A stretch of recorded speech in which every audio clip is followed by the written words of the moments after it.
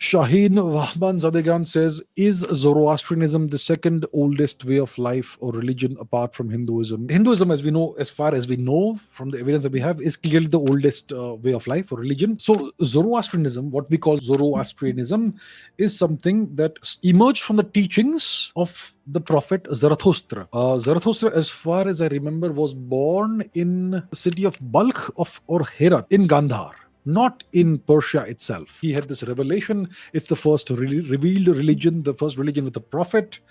And then eventually he somehow succeeded in getting the kings, the Achaemenid kings of Iran, the emperors to adopt his religion, and eventually it became Persia's official state religion, or unofficial state religion, but the religion of the masses. So the question is, was there any other religion that we know of before the path of Zarathustra? So we don't quite know when Zarathustra was born and when he lived. Assuming he lived 3,000 years ago, it could possibly make Zoroastrianism the second oldest religion. We don't. The other contender is Judaism. Now, we don't quite know when Judaism emerged. King Solomon, King David, etc., they are supposed to have lived around 800 or 900 BC or thereabouts. So, and some people say that there is some evidence of Yahweh, the Jewish God, in some pottery fragment or some kind of such thing in Egypt, but that is obviously controversial because it's being interpreted in a certain manner. So that's not hard evidence. So let's assume that Judaism is 2,900 years old. So if Zarathustra lived before that, then clearly Zoroastrianism is the second oldest known religion. So that's what I can tell you, because the problem is that we don't know when Zarathustra lived.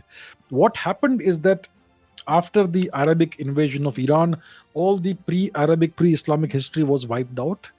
They, in Persia also, they would have had, textual evidence and records of the Achaemenid Empire and the history of Persia until that time. And they would have had lots of fire temples and all those things. None of that exists today, right?